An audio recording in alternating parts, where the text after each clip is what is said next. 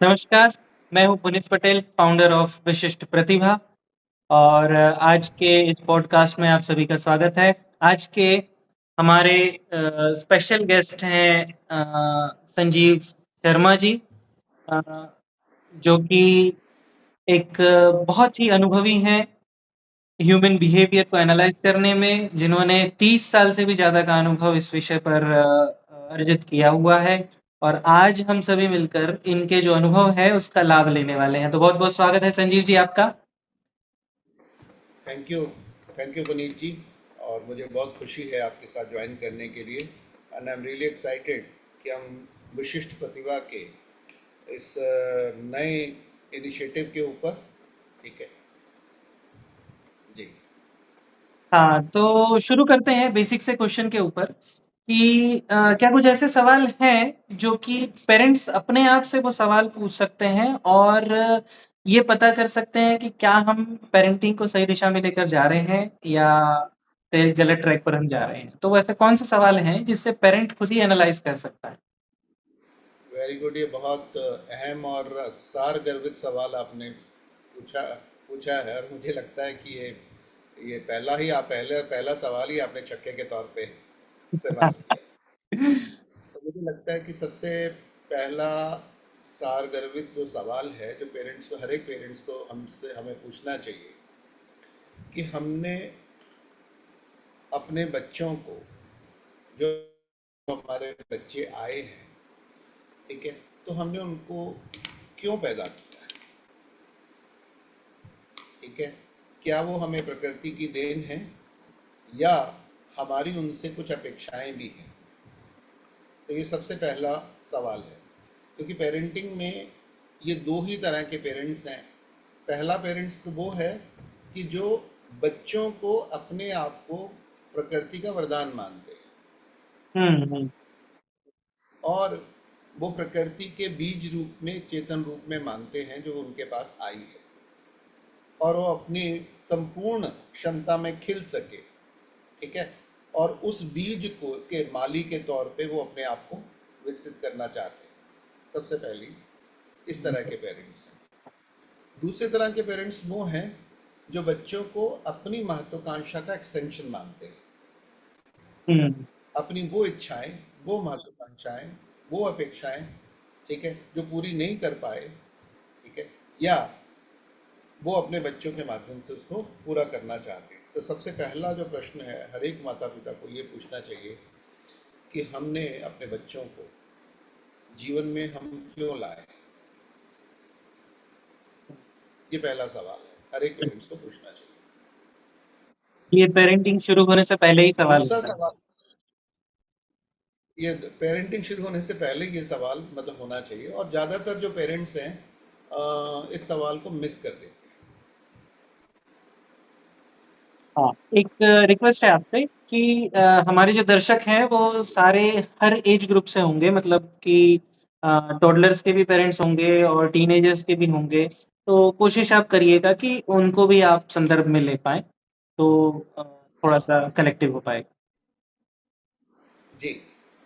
और दूसरी बात है कि जो पेरेंटिंग है, पेरेंटिंग का मतलब आमतौर पर बच्चों को हम पेरेंटिंग का मतलब हम ये ले लेते हैं कि हमें बच्चे को कैसे पालना है। दूसरा पेरेंटिंग का ये सवाल है कि बच्चों को शिक्षित कैसे करना है। तीसरा पेरेंटिंग के करियर में कौन से प्रोफेशन में उनको आगे बढ़ाना है। ठीक है। चौथा पेरेंट्स है कि बच्चे किस तरीके से खुश रहे, आनंदित रहे, राइट। और पांचवा, इस तरह के भी पेरेंट्स होते हैं कि वो बच्चों की जो मूलभूत प्रतिभा है, क्षमता है, उसको समझना चाहते हैं, ताकि वो बच्चों के लिए सहायक सिद्ध हो सके।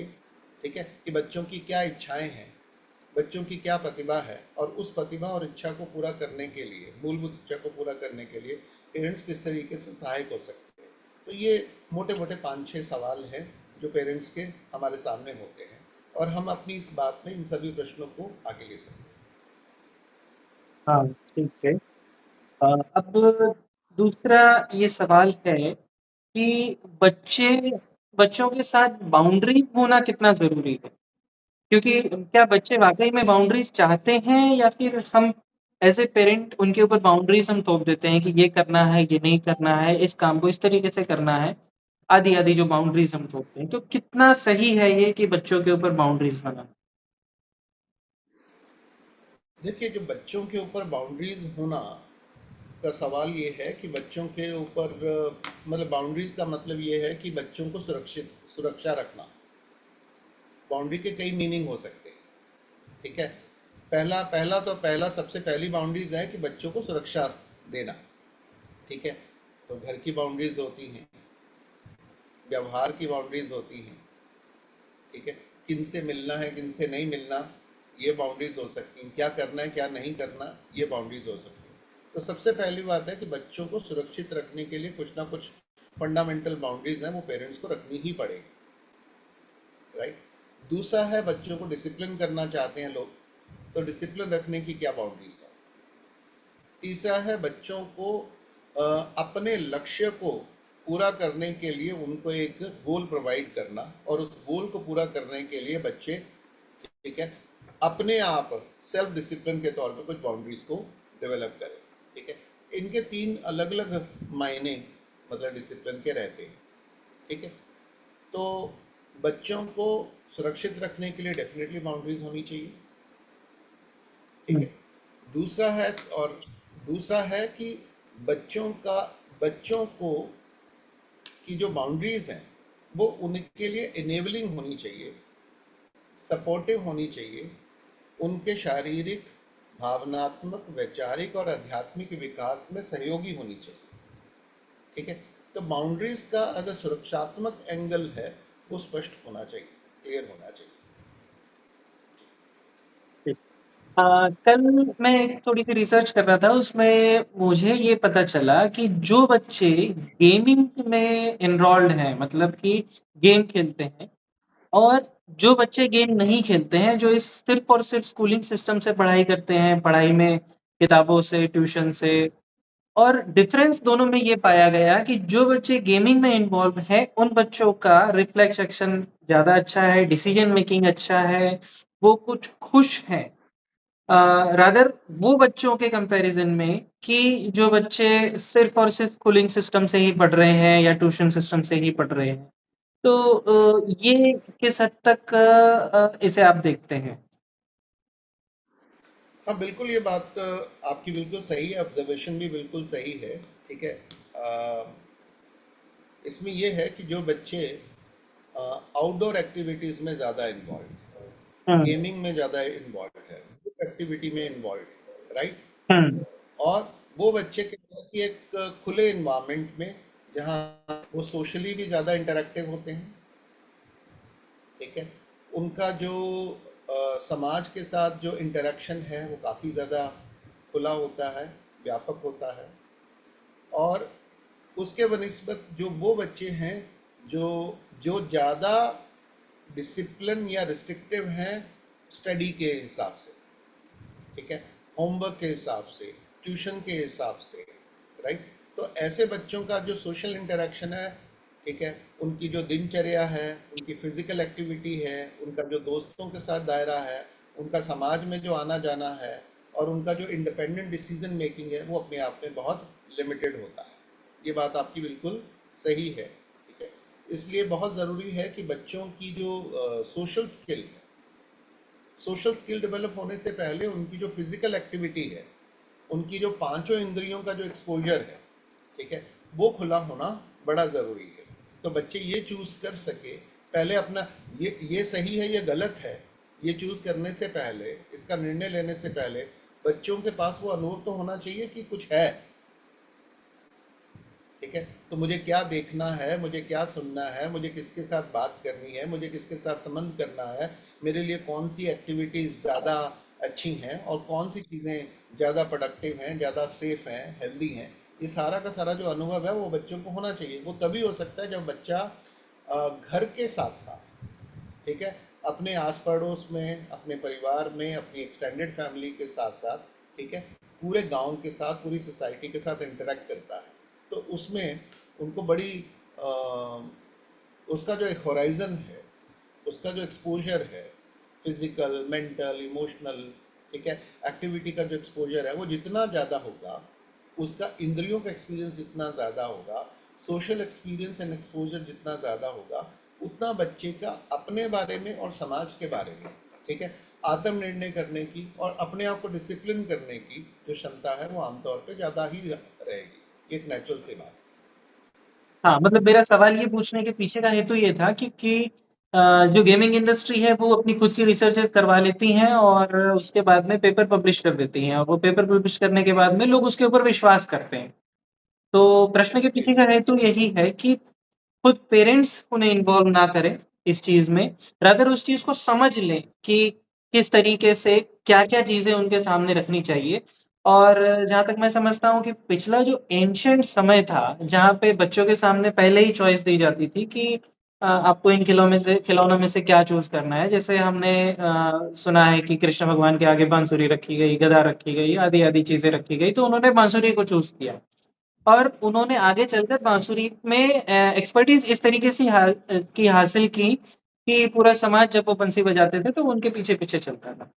तो क्या आज के सिस्टम में हमारे पास ऐसा कोई रास्ता है या कोई ऑप्शन है हमारे पास कि हम ये पता कर पाए कि हमारे बच्चों के अंदर क्या खूबी है, किस तरीके से जाना जाए उस चीज को? तो ऐसे कुछ तरीके हैं अपने पास? बहुत सारे तरीके हैं और बड़ा बड़ा इम्पोर्टेंट सवाल है। और आजकल के जो यंगर पेरेंट्स हैं, particularly first first first generation जो पढ़े लिखे पेरेंट्स हैं, ठीक है, उनको ये तरीके का पता नहीं है। पर पिछली पीढ़ी के, हमारी पीढ़ी के जो लोग थे, उनमें ये आमतौर पे देखा जाता था, राइट। उनमें बच्चों के साथ इस तरह की बहुत सारी एक्टिविटीज़ की जाती थी, ठीक है। जैसे नॉर्मली अगर आप ऑब्जर्व करें कि जब भी किसी बच्चे के, छोटा सा बच्चा है जो अभी पालने में है, उसको कोई चीज़ दी जाए तो वो तुरंत उस चीज़ को ग्रैब करता है, ठीक है। तो वो देखता जाता था, जब उसको चीज़ दी जाती थी उसको हाथ देखा जाता था, उसका बल देखा जाता था, वो कितनी स्ट्रांग उसका ताकत है और कौन कौन सी चीज़ों को वो सबसे पहले आकर्षित होता है। तो कुछ बच्चे हैं वो आवाज़ की तरफ ज़्यादा आकर्षित होते हैं और कुछ बच्चे हैं जो उनको रंगों के प्रति ज़्यादा आकर्षित होते हैं और कुछ बच्चे हैं जो एक्टिविटीज़ के तरफ, जिनको पकड़ना है, बदलना है, तोड़ना है, मरोड़ना है, एडजस्ट करना है, उसकी तरफ करते हैं, ठीक है। तो ये एक सहज रूप से देखा जाता है, राइट। और कुछ बच्चों को क्या है कि आप टच करो तो वो इमिडिएटली इंटरेक्ट करते हैं, कुछ बच्चों को टच करो तो वो तुरंत दूर हो जाते हैं। तो आमतौर पे जो बच्चे टच के प्रति सहज नहीं होते तो वो अंतर्मुखी होते हैं, ठीक है, वो संकोची स्वभाव के होते हैं। और जो बच्चे इमिडिएटली आप टच करो तो वो इमिडिएटली इंटरेक्ट करके आपके पास आ जाते हैं, ठीक है। उनको अलग अलग चीज़ें दो तो वो उनके साथ वो तुरंत इंटरेक्ट करते हैं। तो इस तरह के से बच्चों को अलग अलग तरह की एक्टिविटी, अलग अलग तरह के रंग, अलग अलग तरह की आवाज़, अलग अलग तरह की सुगंध, अलग अलग तरह का टेस्ट, ये सारी की सारी चीज़ें देख के बच्चों का जो मूलभूत स्वभाव है कि वो बात प्रधान है कि पित्त प्रधान है कि कब प्रधान है, राइट, ठीक है, उसकी कौन सी इंद्रिय ज़्यादा विकसित है, कि उसकी श्रवण इंद्रिय ज़्यादा विकसित है, कि उसकी दृष्टि ज़्यादा विकसित है, या उसकी स्पर्श इंद्रिय ज़्यादा विकसित है, ठीक है। इन सभी इंद्रियों को वो पहचानते हैं। मोटा मोटा ये देखा जाए, किसी भी बच्चे को कोई चीज़ दी जाए तो वो सबसे पहले क्या, वो चीज़ को पकड़ता है, पकड़ने की कोशिश करता है। तो वो अलग अलग तरीके से पकड़ता है, यानी वो अपनी स्पर्श इंद्रियों का अनुभव लेना की कोशिश करता है। दूसरा किस्म का बच्चा होगा, जैसे पकड़ेगा वो उस तरीके को ऐसे ऐसे से करेगा। जब वो ऐसे ऐसे छुन छुन कर रहा है तो इससे पता चलता है कि वो बच्चा उस चीज़ की आवाज़ सुनने की कोशिश कर रहा है। तो स्पर्श मैं उसको हैंडल कर सकता हूँ और साथ में उसकी आवाज़ सुनने की कोशिश करता है। और आमतौर पे बच्चा ऐसे नहीं करता, बच्चा ऐसे करता है, यानी अपने कान के करीब बच्चे को करता है। फिर वो बच्चा क्या करता है, तुरंत उसको पकड़ के अपने मुंह के पास ले जाता है। तो आज का जो बच्चा है वो गंदा है ऐसा बोलते हैं। अरे भाई गंदा नहीं है, वो बच्चा क्या, उसको स्मेल करने की कोशिश कर रहा है, फिर वो उसको टेस्ट करने की कोशिश कर रहा है। तो एक ही बच्चे की छोटी सी एक्टिविटीज में बच्चा अपनी पांचों की पांचों जो मोटर्स, ज्ञान इंद्रियां हैं, पांचों की पांचों जो उसकी मोटर नर्व्स हैं, तो उसको वो डेवलप करने की कोशिश कर रहा है। यानी पकड़ रहा है, हिला के देख रहा है, कंट्रोल कर रहा है, उसकी आवाज़ सुन रहा है, नज़दीक उसको देख रहा है, देखने के बाद उसको स्मेल कर रहा है, स्मेल करने के साथ साथ मुंह में डाल कर उसको टेस्ट भी कर रहा है। यानी एक साथ उसकी पांचों इंद्रियां विकसित हो रही है। ये सवाल के दौरान कौन सी चीज़ों के प्रति वो ज़्यादा आकर्षित होता है, वो सुनने वाली चीज़ें ज़्यादा है कि देखने वाली चीज़ें ज़्यादा है, कि रंग ज़्यादा है कि पकड़ने वाली चीज़ें ज़्यादा है, या एक्टिविटी वाली चीज़ें ज़्यादा है। इसी से बच्चों की जो मूलभूत संवेदनाएं हैं, कौन सी इंद्री उसकी पहले से ही विकसित है, ठीक है, उसका ख्याल से उसकी नेचर के बारे में, ठीक है, उसकी पसंद नापसंद के बारे में, उसके जिसको हम दोष कहते हैं कि बात प्रधान है कि पित्त प्रधान है कि कब प्रधान है, इसका निर्णय कर लिया जाता था। ये बच्चा अंतर्मुखी होगा या बहिर्मुखी होगा, संकोची होगा या बहुत रिलैक्स्ड प्रवृत्ति का बच्चा होगा, इसके बारे में मोटा मोटा ख्याल आ जाता था। हाँ, अच्छा, एक तो प्रश्न इस और। तरह से हाँ, हाँ, बोलिए। जी एक जी प्रश्न जी ये प्लीज। था कि हमने अभी आपने जो बात बताई वो एक इनिशियल स्टेज के जो बच्चे हैं जो पालने में हैं या टॉडलर्स हैं, उनकी बात है। लेकिन आज का जो हमारा सिस्टम है कि बच्चे को स्कूल जाना है, मतलब कि प्री प्राइमरी और प्राइमरी स्कूल्स के ही हम देखते हैं कि उनके पास इस तरीके के ऑप्शंस नहीं होते हैं कि वो उनको एक्सपोजर मिल पाए। और दूसरा कि ये हाँ, एनालिटिकल व्यू भी नहीं होता है पेरेंट्स के पास में, तो कुछ तरीके हमारे पास ऐसे हो सकते हैं या कोई एक फॉर्मेटिंग हो सकती है कि हम ये तरीके से हम जान सकते हैं। तो इस विषय पर आप क्या कहना चाहेंगे? इस विषय में दो बात है कि ये जो बात मैंने अभी बताई, इस तरह की जो ऑब्जर्वेशन है, तो बच्चे को पालने के लिए, क्योंकि यंग पेरेंट्स हैं, पुराना समाज और आज के समाज में सबसे बड़ा अंतर ये है कि जब मैं अपनी बात करूं तो हम लोग अपने एक संयुक्त परिवार से हैं, ठीक है, तो हम लोग 9 भाई 4 बहनें हैं। तो हमारे पास 3 माएँ अब उपलब्ध थी, 3 बाप उपलब्ध थे, 9 भाई उपलब्ध थे, 4 बहनें उपलब्ध थी, राइट। तो उनके साथ हमें रहना होता था। ओके। तो उसमें अलग अलग लोगों के साथ हमारा अलग अलग संबंध, अलग अलग सोच, अलग अलग शेयरिंग, अलग अलग खेल, अलग अलग व्यवहार, ठीक है, वो आ जाता था। परंतु और उसके अलावा हमारे घर में दादी भी होती थी, दादा भी होते थे, नाना भी होते थे, नानी भी होती थी, मौसी भी होती थी, बुआ भी होती थी, राइट। और संयुक्त परिवार भी होता था। और गांव पुराने ज़माने में क्या है कि आस पड़ोस के साथ हमारा संबंध काफ़ी खुला होता था। तो एक बच्चे को पुराने ज़माने में, ठीक है, पूरा समाज उपलब्ध मिलता था, और उसको ऑब्जर्व करने वाले, उसको समझने वाले, और उनके बारे में अपनी ऑब्जर्वेशन को शेयर करने का मौका बहुत बड़े पैमाने में। तो वहाँ कोई टेक्निकल व्यक्ति ना भी हो तो भी उनकी सारी जो टेक्निकल डिटेल है बच्चों के व्यवहार के बारे में, उसका पूरा का मोटा मोटा खाका मिल प्रैक्टिकली जाता है। भी और थ्योरेटिकली सबको उपलब्ध है। परंतु ये जो मॉडर्न जो अर्बन लाइफ है, जिसमें आजकल हम लगभग भारत की 50% जनसंख्या उसमें रह रही है, तो अब क्या है कि हम संयुक्त परिवार की बजाय एकल परिवार में आ गए, ठीक है। अब बच्चे भी, अब हर एक परिवार में एक दो से तीन से ज़्यादा बच्चे, किसी लगभग रेयर ही किसी के हैं, ठीक है। अभी भी आज तक आजकल का जो डाटा है, लगभग 50% परिवारों में मैक्सिमम, मतलब 2.1 बच्चे होने चाहिए सस्टेनिंग पॉपुलेशन से, हम नीचे 1.8 है हुँ। के करीब हम आ गए हैं। मुस्लिम परिवारों में भी लगभग 2 के करीब है। यानी ओवरऑल क्या है कि एवरेज पॉपुलेशन 2 से कम बच्चों के बीच में आ गई। और दूसरी बात है, और तीसरी बात है कि परिवार में अब माता पिता, दादा दादी, नाना नानी, काका काकी, मौसी, ये जो एक्सटेंडेड फैमिली अब हमारे पास नहीं है। अब परिवार में ज़्यादातर ये है कि माता पिता हैं और बच्चे, ठीक है।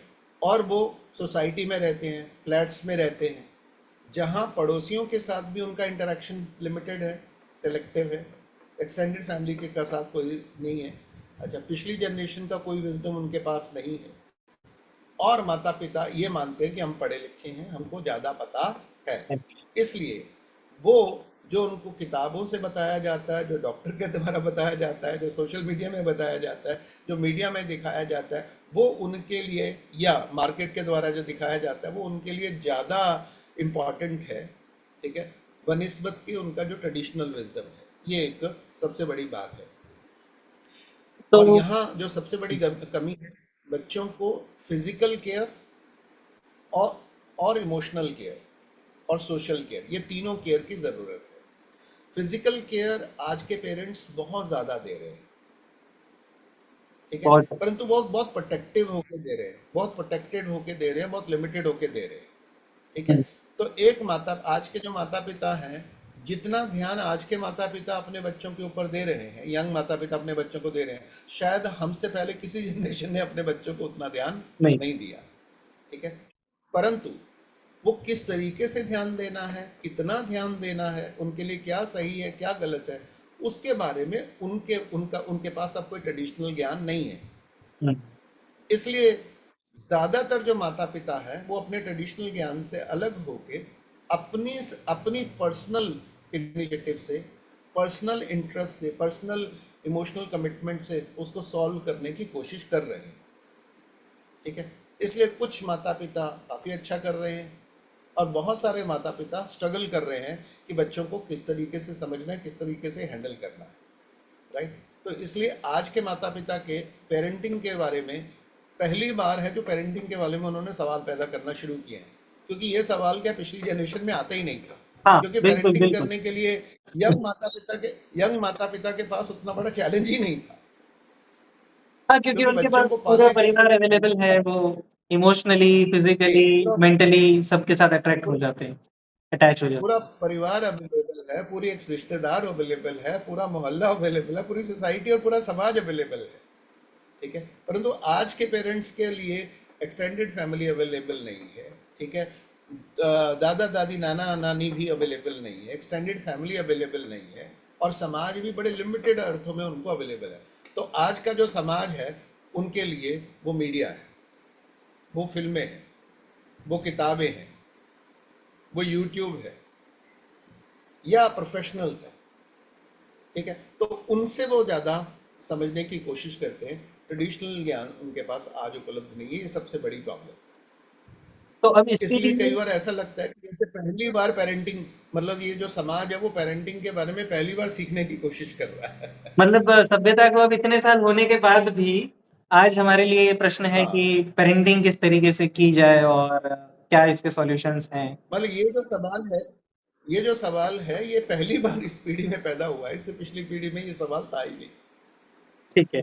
तो कोशिश करते हैं अब सॉल्यूशन की तरफ जाने की कि मतलब पिन पॉइंट सॉल्यूशन तो नहीं हो सकता है, लेकिन क्या कुछ इस तरीके से हमारे पास डेटा अवेलेबल है जिससे हम एनालाइज करके, जान के, समझ के उसे प्रोसेस कर सकते हैं और एक मोटा-मोटा सॉल्यूशन तक हम जा सकते हैं कि जहां हम पेरेंटिंग तो एक सवाल है ही, लेकिन बच्चों का जो एक्चुअल टैलेंट है, जो एक्चुअल उनका पर्पस है, द पर्पस ऑफ सोल, वो हम जान पाएँ और उनको वो हम प्रोवाइड करा पाएँ।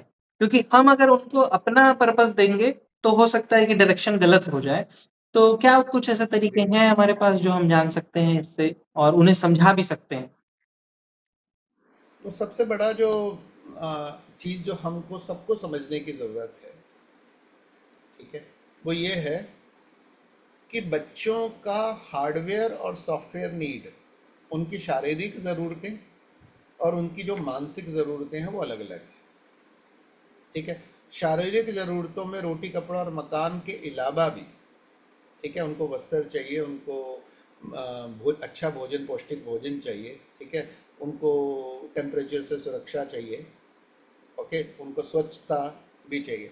इसके अलावा फिजिकलिटी में ही ये आता है कि उनको पूरा फिजिकल एक्सपोजर भी चाहिए, हुँ, यानी वो दौड़ सके, वो भाग सके, वो देख सके, वो अलग अलग तरीके से अपने शरीर के सभी अंगों को इस्तेमाल कर सके, यानी वो तरह तरह के खेल खेल सके, एक्टिविटीज कर सके, ठीक है। तो ये जो सात और पांचों इंद्रियों का पूरा एक्सपोजर दे सके, ये भी उसकी फिजिकल ग्रोथ का पहला पार्ट है। और जिन बच्चों में भी ये कम रहेगा, ठीक है, वो बच्चे कंपैरेटिवली बाकी बच्चों से कमज़ोर रहेंगे। ये पहला बात है, माता पिता को ये समझनी चाहिए, ठीक है। दूसरी बात है कि उनका जो साइकोलॉजिकल ग्रोथ है, तो उनकी साइकोलॉजिकल नीड को समझना भी माता पिता के लिए बड़ा ज़रूरी है। जब हम साइकोलॉजिकल नीड कहते हैं, वो फिजिकल नीड से कहीं ज़्यादा और कई गुना बड़ा विस्तार है,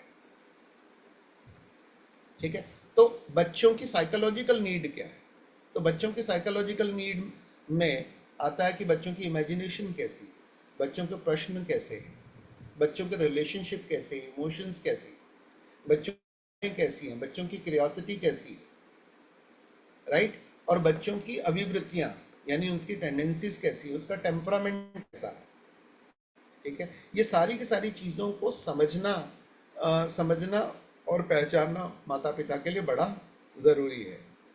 ठीक है, और उससे भी ज़्यादा इम्पॉर्टेंट है कि जो बच्चा है, बच्चे की जो ऊर्जा है वो यंग माता पिता की ऊर्जा से कई गुना ज़्यादा होती है, उनके प्रश्न कई गुना ज़्यादा होते हैं, उनकी जो इमोशनल जो अभिव्यक्तियां होती हैं वो बहुत गहरी होती हैं, बहुत संवेदनशील होती हैं, और उनके जो प्रश्न हैं, ठीक है, वो अणु परमाणु से लेके ये क्या है से ये क्यों तक, मैं कहाँ से आया, मैं क्यों आया, भगवान क्या है कि भूत क्या है कि प्रेत क्या है, कि मेरे जीवन का लक्ष्य क्या है, हम मैं कैसे पैदा हो गए से लेके इस तरह का हर क्यों क्या कैसे, ये जो सारे सवालों का जवाब है ये भी उनको करना है। ठीक है, तो ये जो सारी की सारी जो मानसिक विकास है बच्चों की समझने के लिए, ये माता पिता को जानना ज़रूरी है कि बच्चे की परिभाषा क्या है, बच्चा क्या है, उसको कैसे समझना है। तो हम आमतौर पे ये कहते हैं कि वेस्टर्न साइकोलॉजी तो ये कह देती है कि बच्चा एक कोरी स्लेट है, जब वो पैदा होता है कि उसमें कोई उसका मन खाली होता है, उसमें जो भरो हम डाल सकते हैं। तो ये जो मान्यता है, इस मान्यता के ऊपर आज तक 90% जो पेरेंट्स है वो चल रहे हैं। तो यहाँ एक बड़ी स्पष्ट बात समझने की ज़रूरत है कि बच्चे का जो शरीर है, ठीक है, वो धीरे धीरे विकसित होता है, यानी विकसित होने का मतलब है ग्रोथ है, फिजिकल एक्सपेंशन होती है। ठीक है, जैसे उसके दांत निकलते हैं, उसके बाल आते हैं, ठीक है, उसके अंग ग्रो होते हैं, ठीक है, इसको हम ग्रोथ बोलते हैं। परंतु उसका जो सॉफ्टवेयर है उसमें कोई ग्रोथ नहीं होती, उसका जो सॉफ्टवेयर है वो पूरा का पूरा ही होता है, वो पहले मोमेंट में भी पूरा होता है और उसका अंतिम मोमेंट में भी पूरा होता है। ठीक है, हाँ, उसमें प्रायोरिटीज सेट होती है, उसमें इंफॉर्मेशन इंक्रीज होती है, पर इंफॉर्मेशन को लेने की क्षमता उसमें पहले से ही होती है। ठीक है, तो बच्चे की का जो सॉफ्टवेयर है वो अपने आप में कंप्लीट होता है, परंतु यूनिक भी होता है। तो हर एक बच्चे का जो सॉफ्टवेयर जो यूनिकनेस है, जिसके माध्यम से वो अपनी इंद्रियों का कैसे इस्तेमाल करता है, वो अपने शरीर का कैसे इस्तेमाल करता है, ठीक है, वो अपनी इच्छाओं और प्रवृत्तियों को कैसे व्यक्त करता है, उसमें एक यूनिकनेस जो है वो हर एक बच्चे के साथ होती है।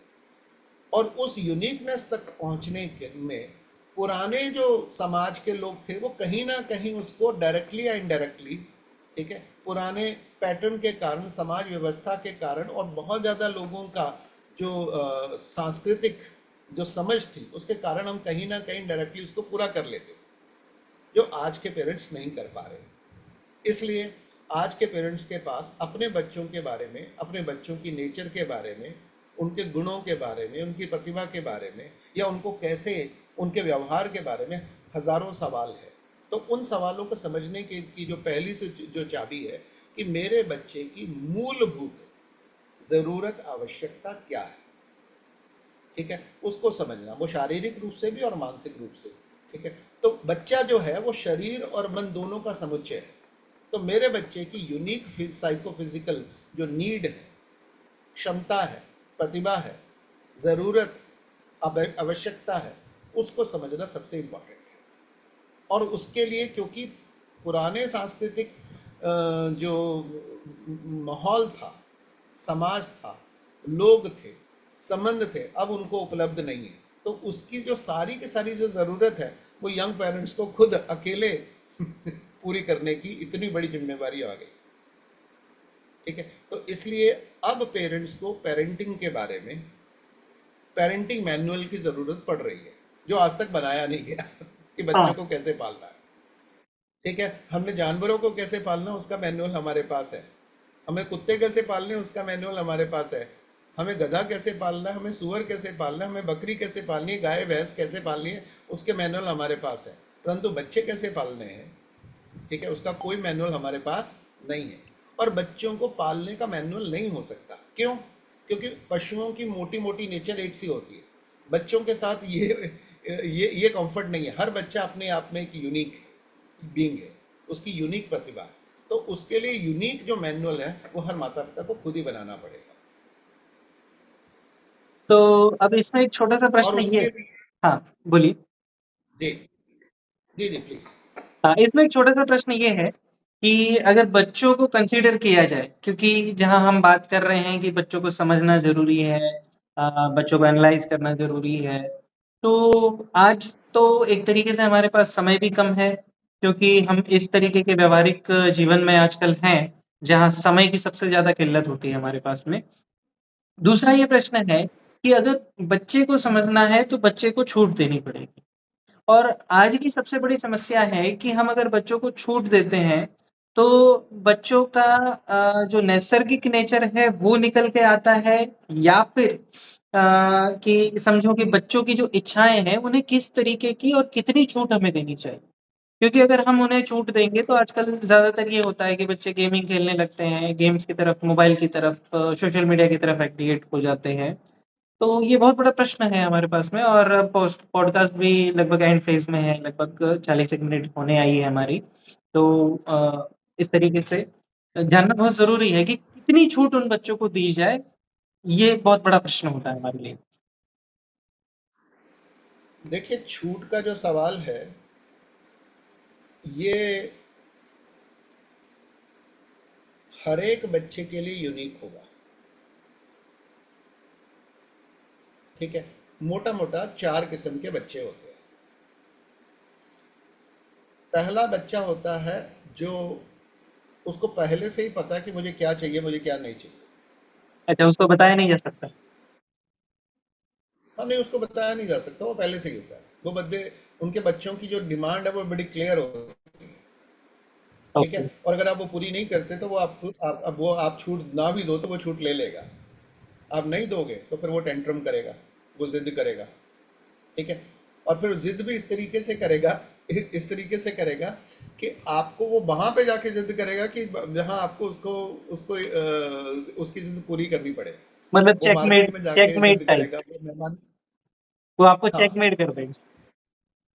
वो आपको चेकमेट कर देगा। वो ऐसी ऐसी सिचुएशन में ले देगा कि आपके जो सारे के सारे जो सेंसिटिव पॉइंट्स हैं, ठीक है, वो आपके सारे जो सारे बटन हैं वो दबा देगा।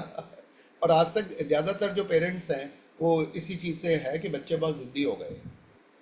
ठीक है, और इसलिए बच्चे क्या करते हैं कि बच्चे अपनी ज़िद में वो बच्चों की ज़रूरतों को समझते नहीं हैं। तो बच्चे ज़िद करते हैं, तो सबसे ज़्यादा बच्चे आजकल ज़िद करते हैं मोबाइल के अलावा, कि बच्चे को खाना खाना है, और बच्चा जब तक मोबाइल नहीं देखेगा खाना नहीं खाएगा। अब माता पिता के पास इतना समय नहीं है कि उनको खाना खिलाएं। ठीक है, पुराने ज़माने क्या होता है कि सभी लोग बैठ के खाना खा रहे थे, मोबाइल होता नहीं था, तो बच्चा कभी एक निवाला यहाँ से उठा लेता था, कभी दूसरा वहाँ से उठा लेता, तीसरा यहाँ से उठा लेता, कभी दादी कुछ खिला देती थी, कभी मौसी खिला देती थी, कभी भाई खिला देता था, कभी बहन खिला देती थी, कभी कोई खिला देता था। राइट, तो उसकी चिंता नहीं तो। करने की ज़रूरत नहीं होती। अब क्या है कि उसको खाना खिलाना है, बच्चे को माता पिता को ही खिलाना है, तो यहाँ से दिक्कत आती है। तो बच्चों को छूट देने का जो प्रश्न है वो दूसरे किस्म के जो बच्चे होते हैं, जो बड़े पटाऊ होते हैं, जो अपनी ज़रूरतें पूरी करने के लिए किसी को भी पटा लेते हैं, बड़ा नटंकी कर लेते हैं, बड़ा ड्रामा कर लेते हैं, बड़ी कजोलिंग कर लेते हैं, बड़ा नखरा कर लेते हैं, और नखरे कर करके अपनी ज़रूरतें पूरी कर लेते हैं। ठीक है, तीसरे किस्म के बच्चे होते हैं बड़े आज्ञाकारी होते हैं। ठीक है, उनको डिसिप्लिन नहीं करना पड़ता, वो आप जैसा बोलो वैसा कर लेते, मान कर लेते। लेते हैं। ठीक है, मान लेते हैं। और चौथे किस्म के जो बच्चे होते हैं वो बड़े संकोची होते हैं। ठीक है, वो अपनी जो ज़रूरतें हैं वो लगभग पूरी कर लेंगे। ठीक है, परंतु उसको वो अलग चीज़, वो ज़्यादा लिबर्टी, ज़्यादा फ्रीडम मांगते नहीं। वो अपना एक दायरा बना लेते हैं, उस दायरे में वो अपनी चीज़ें कर लेते हैं। ओके, सो दो तरीके के ये जो बच्चे होते हैं, जो आज्ञाकारी बच्चे होते हैं और जो सेल्फ डिसिप्लिन्ड संकोची बच्चे होते हैं, इंट्रोवर्ट बच्चे होते हैं, वो ज़्यादा लिबर्टी लेते नहीं है, तो वो बच्चे माता पिता के लिए उतना बड़ा संघर्ष नहीं होते। संघर्ष पहले किस्म के बच्चे होते हैं जो वो बड़े ताकतवर हैं, जिनको पता है मुझे क्या चाहिए। ठीक है, और जो जिद्दी होते हैं, ठीक है, जो, और वो क्या है कि अब वो माता पिता को नहीं, पूरे पूरे परिवार को अपने सिर पे उठा सकते हैं अपनी जिद को पूरी करने के लिए। उन बच्चों को कैसे हैंडल करना है, ये सबसे बड़ा है। और दूसरा है जो बच्चे बड़े सोशली मैनिपुलेटिव होते हैं, ठीक है, जो अपने के जो जो आप अपनी उनकी ज़रूरत पूरी नहीं करोगे तो वो पड़ोसी से पूरा कर लेते हैं, वो दादा दादी से अपनी चीज़ को अपनी अपनी ज़रूरतें पूरी कर लेते हैं, ठीक है, जो एक्सटेंडेड फैमिली से दूरी कर लेते हैं और वो दोस्त बना के उसको पूरा कर लेते हैं। तो इसलिए बच्चों को के बारे में उनको कितना फ्रीडम देना है, कितना नहीं देना है, ये चारों बच्चों के बारे में उनकी नेचर के मुताबिक निर्भर करेगा। ये कोई सिंगल सोल्यूशन इसके बारे में नहीं होता। इसलिए मेरा जवाब ये होगा कि हर एक माता पिता को पता होना चाहिए कि मेरे वाला कौन सा है। मेरे वाला स्ट्रॉन्ग स्ट्रॉन्ग जिद्दी स्वभाव वाला बच्चा है, जिसकी ऊर्जा मेरे से ज़्यादा है, जो मुझे कभी भी अपनी अपनी इच्छा को पूरी करने के लिए पूरे हम सबको मैनिपुलेट कर सकता है, कंट्रोल कर सकता है। दूसरा बच्चा है क्या है कि वो इतना मैनिपुलेटिव है, भाई आपसे नहीं करोगा तो किसी और से अपनी जिद पूरी करवा लेगा, वो फ्रीडम देगा नहीं। आप फ्रीडम दो या नहीं दो, वो फ्रीडम ले ही लेगा, ठीक है। और दूसरे बच्चे हैं वो फ्रीडम मांगते नहीं है और उनको देने की ज़रूरत है, क्योंकि वो इतने आज्ञाकारी है कि वो अपना फ्रीडम लेने से पहले भी आपकी तरफ देखते हैं। और तीसरे हैं जो फ्रीडम कभी मांगते नहीं, उनको दो भी पुश भी करो कि जा बेटा खेला, वो खेलने भी नहीं जाएंगे। अब उनको सोसाइटी में लेके जाना चाहते हो, गेम में लेके जाना चाहते हो, वो जाने में इंटरेस्टेड होते नहीं है। तो इन चारों अलग अलग बच्चों के स्वभाव के मुताबिक आपको उनके फ्रीडम को डिफाइन करना ज़रूरी है, ठीक है। तो ओवरऑल फ्रीडम ज़रूरी है, जैसा कि आपका सवाल था, कि उनके शारीरिक, मानसिक, भावनात्मक, सामाजिक, ठीक है, और उनकी इंटेलेक्ट की डेवलपमेंट के लिए उनको एक्सपीरियंस और एक्सपोजर जरूरी है। पर हर एक बच्चे की नीड अलग है, उसके मुताबिक निर्णय किया जाएगा। तो अब पॉडकास्ट का एंड हो रहा है। बहुत ही इंटरेस्टिंग आपने जो परतें खोली हैं कि किस किस तरीके के बच्चे होते हैं। इस विषय पर जी आपका थोड़ा सा और समय हमें चाहिए होगा। तो आपसे रिक्वेस्ट है कि जब भी आपके पास समय हो तो बिल्कुल इस विषय पर हम जी विस्तार से चर्चा करेंगे कि किस किस तरीके से कितने बच्चे होते हैं, और जो आपने 4 तरीके बताए उन्हीं तरीके के बच्चे होते हैं या और भी संभावनाएं होती है। क्योंकि अ, एक कोई मैनुअल नहीं होता है कि हम इस बच्चे को इस तरीके से समझाओ, तो 4 ऑप्शन बहुत है हमारे लिए। लेकिन 4 ऑप्शन अप्लाई करने के बाद भी या 10 ऑप्शन अप्लाई करने के बाद भी पेरेंट्स उस पॉइंट पर नहीं पहुंच पाते कि मेरा बेटा किस तरीके से समझता है, किस तरीके से जानता है, किस तरीके से चीजों को सीखता है। तो इस विषय पर डीपली आपसे चर्चा के लिए आपका समय हम मांगते हैं। बहुत बहुत धन्यवाद आपका। Sanjeev ji, thank you. बहुत बहुत धन्यवाद। थैंक थैंक यू पुनीत जी, हम इसके बारे में विस्तार से चर्चा करेंगे, क्योंकि सभी बच्चे दुनिया में, कोई भी दो बच्चे समान नहीं होते, ठीक है।